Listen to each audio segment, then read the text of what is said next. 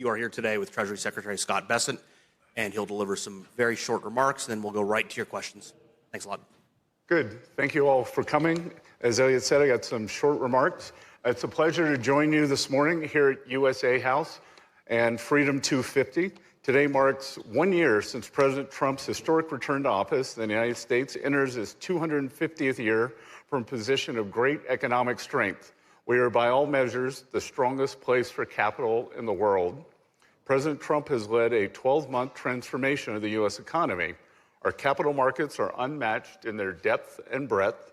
Economic growth reached approximately 4% in the president's first 2 full quarters in office and exceeded 5% in the fourth quarter, and the Atlanta GDP Fed now is showing 5.3%. This has been driven by investment, productivity gains, and resilient consumer demand. In parallel, inflationary pressures have moderated, labor force participation has strengthened, and private capital formation has accelerated.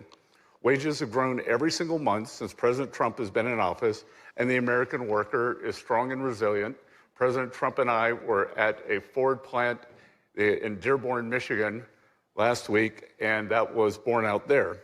Here in Davos, amid ongoing uncertainty for other countries, market participants are increasingly seeking out jurisdiction that offers stability, clarity, and scale. The United States continues to lead across all 3 dimensions, which is why the rest of the world wants to grow with us and invest with us, and we welcome them with open arms.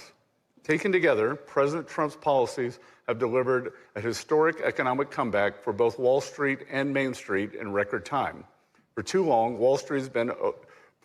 Main Street has been overlooked. President Trump's policies have put American workers first, the backbone of our economy. This leads to prosperity. When our nation prospers, everyone wants a cut.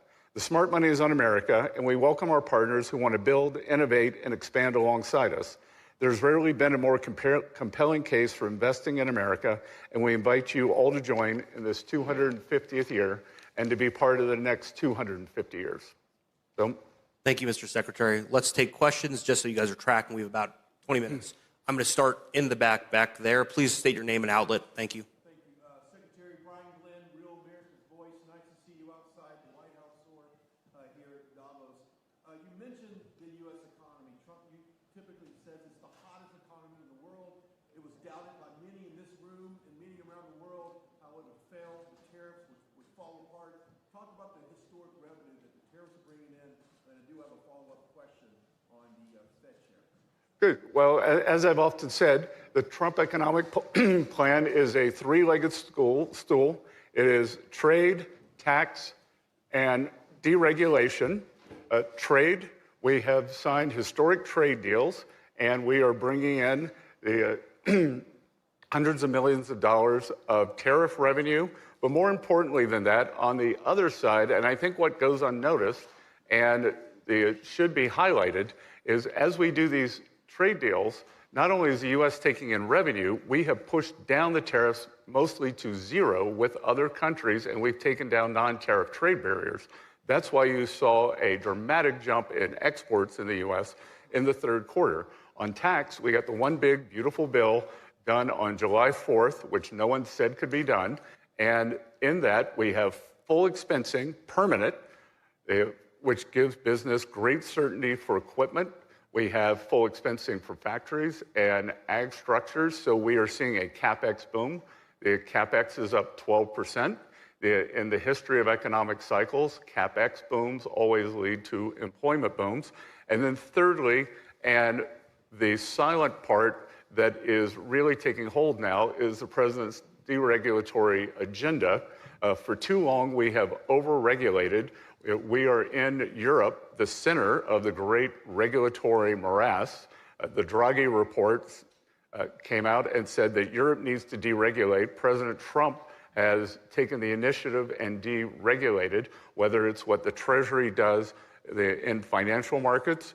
We are safely and soundly deregulating the banking and financial system. According to Oliver Wyman, we may have added $2.5 trillion in lending capacity, which will help finance our AI boom. In energy, we are making it possible to drill in the U.S. again. And in excuse me, in every other industry, we are cutting back regulation, and that is leading to great certainty for businesses. We have, in the U.S., we have tax certainty, regulatory certainty, and energy certainty, which makes the U.S. the best place in the world to come and invest. Yeah, and a follow-up question real quickly. Can you update us on the hunt for the new Fed chairman to replace Jerome Powell? We have 4 fantastic candidates. It will be up to the president, and I would imagine that he will have an announcement maybe as early as next week. Great. We'll start up here at the front. Name and outlet, please. Thank you. Right there, yep.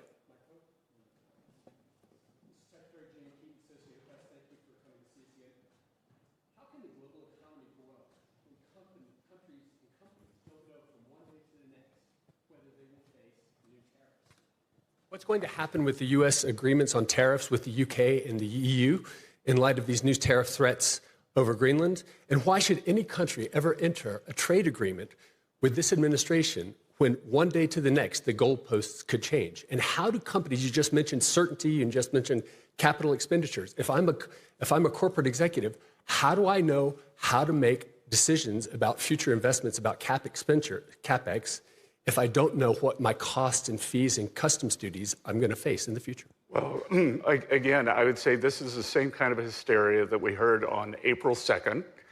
There was a panic.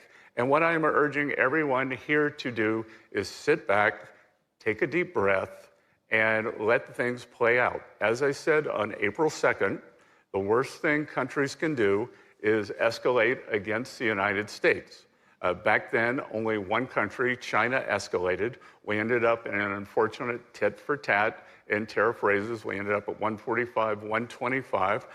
Through President Trump's good relations with Party Chair Xi, we have managed to stabilize that relationship and given great certainty. And as far as your question about the additional tariffs, what President Trump is threatening on Greenland is very different than the other trade deals. So I would urge all countries to stick with their trade deals. We have agreed on them, and it does provide great certainty. Great. Thank you. We'll take the next question, please. Let's start here in the front row with the laptop. Please state your name and outlet. Tim Bartz from German magazine Der Spiegel. If it's true that your economic policies are so successful, why doesn't it resonate with the American people? Your president and the government is highly unpopular in your country. Are they not able to understand what you have achieved, or what's the reason for that? Great question. I can tell you what we are not going to do. We are not going to do what the Biden administration did, and I believe the American people still have inflation PTSD from the biggest inflation in 49 years, and the Americans, they are right to be upset. The Biden administration created an affordability crisis like we have not seen. We are working to bring that down, and please recall that many outlets in this room said that it was a vibe session. The American people do not know what they are feeling. They don't know how good they have it. What I believe is that the policies will take root and that we are going to see a very, very strong economy this year. We could see 5%, between 4-5% real growth, which would mean 7 or 8% nominal growth. And to answer your question, you may not understand the nuances of the way the U.S. tax bill worked, but part of it is a timing problem.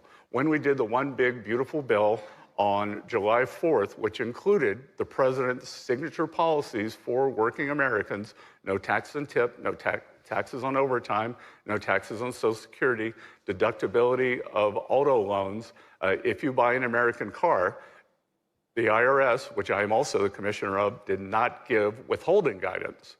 So Americans continued paying at the same rate. So in the first quarter, we are going to see substantial tax refunds, maybe up to $1,000 for working households, $1,000 per worker. So we will see these substantial tax refunds.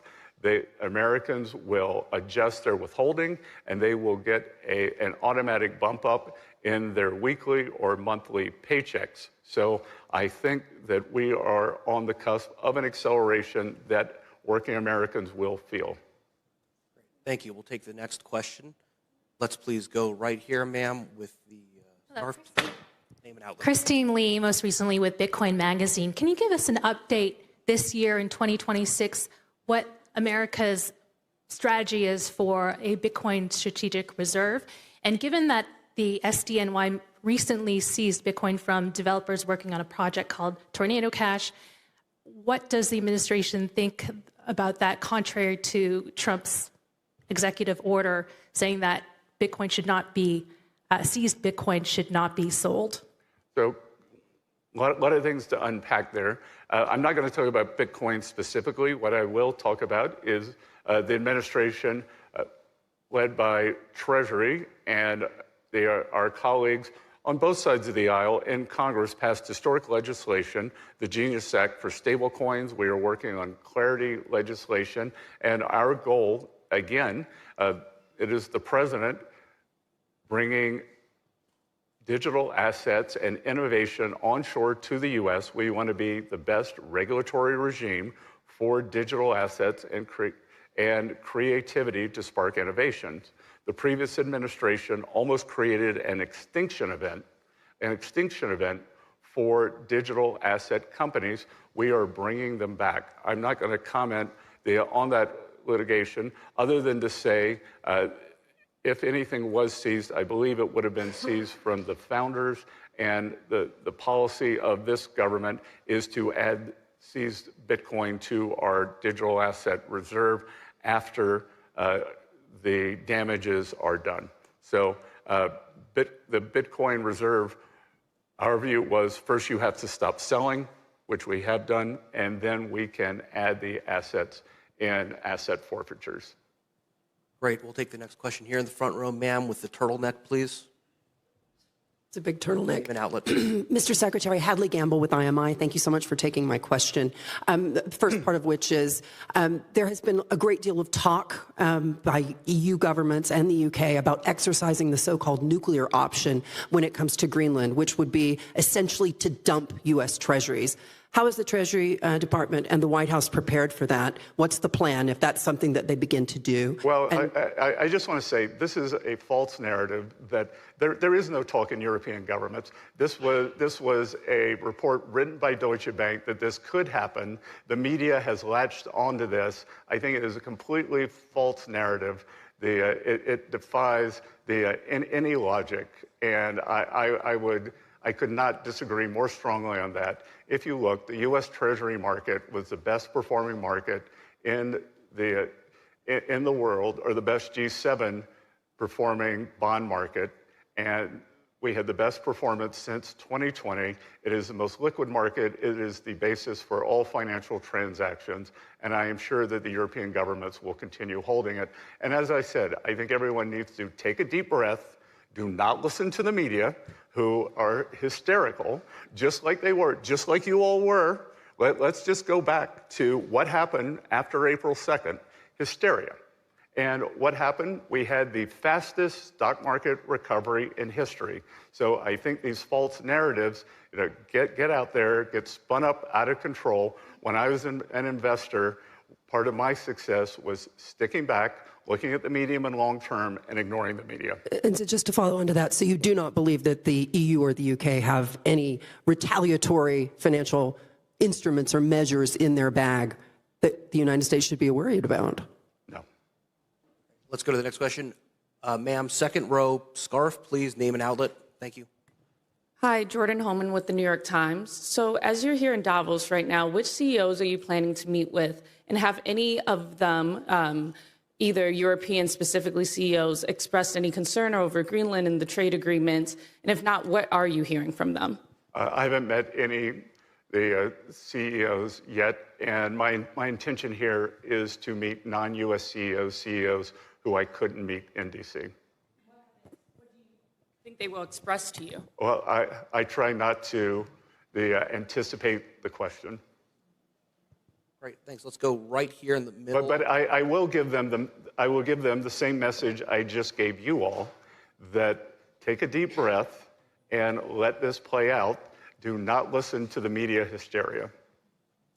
Thank you, Mr. Bessent, and I'm the journalist from China Media Group.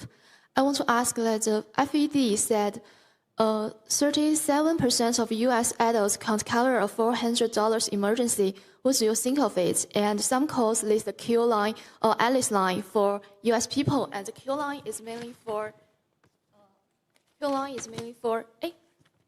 It's used to describe the fragility of American household of finance. Unexpected expense is enough to plunge the middle class into the financial ruin. So what's your opinion of it? Again, if we look back to President Trump's first term, hourly workers did better than supervisory workers. The bottom 50% of households had their net worth increase faster than the top 10%. And as I said, I believe that the households that you're describing there will be receiving substantial tax refunds. And again, as you said, many people have said to me, oh, so what's $1,000? That, as you said, to these households, $1,000 is a substantial fill-up. They can put it toward savings, or they could pay it on debt. As I said, the Biden administration torched the financial standing of these households. The average CPI, PCE increase was 22 or 23%. But for these households, which had a different bundle of goods and services than the indices, their costs, whether it was groceries, autos, rent, went up between 35 and 37%, and we are working every day to get those costs down. So do you think there is Q line exists in the U.S.? I can't. Do you think the Q line for people that have meeting a huge expense, let's make from middle class to financial ruin exists in U.S.? Sorry, let's move to the next question, I don't understand the question. I'm not sure you do either. Guys, just so we know, we're at a 5-minute warning, so we got to keep moving. We have time for one or two more questions. Right behind the gentleman with the blazer with his hand up, please. Thank you. Thank you for the floor. Raphael Zwalen with the Swiss News Agency. I have a question on trade with Switzerland. Do you plan to start a negotiation for an agreement this week? And do you have meeting plans with Swiss officials? Thank you. Yes, I'm meeting President Parmalat, who I've had a very good relationship with since he's vice president. I think he is a very seasoned trade hand. I think he's very experienced on finance, and the Swiss-U.S. trade agreement is well along the road and progressing very well. Great. And this is going to be our last question today. Guys, remember, there is a press briefing tomorrow for those who don't get one in. I'll take one from the back, ma'am, in the blazer. Thank you very much. Hi, thank you for taking my questions. I'm Malin from the Swedish business newspaper Dagens Industri. I just wonder, do you consider Europe to be an ally of the United States? And if so, I mean, how much economic pain are you prepared to inflict on Europeans and Americans alike in order for the United States to get their hands on the territory of an ally? Again, I think that question is a miss of the false alternative. You're once again going to the farthest point, a maximalist position, that we are in the middle of the President Trump's policies. And of course, Europe is an ally. The U.S. NATO membership is unquestioned. We are partners in trying to stop this tragic war between Russia and Ukraine. But that does not mean that we cannot have disagreements on the future of Greenland. Yeah, but if there's a protracted trade war between the U.S. and Europe, but again, what price are you prepared to you pay? say if there's a protracted trade war, why are we jumping there? Why are you taking it to the worst case? Calm down the hysteria, take a deep breath. This is where we were last year. I'm sure you would have asked me the same question if we were here on April 2nd. And you know what? It all worked out. The economies are fine. We have a very good trade agreement. And I think our relations have never been closer. If anyone in this room wants to go back and study history, has anyone done that? What happened in post-World War II? It was not a straight line. Konrad Adenauer did not always agree with the U.S. presidents. Charles de Gaulle certainly did not agree with the U.S. positions, but that did not mean that we were not strong allies against the Soviet Union, did it? That's You want to answer that? Did it? So what's your message to European business leaders then who are now hesitating about the financial relation they have with the U.S.? That it's been 48 hours. As I said, sit back, relax. I am confident that the leaders will not escalate and that this will work out in a manner that ends up in a very good place for all, for national security, for the U.S., and for Europe. Thanks.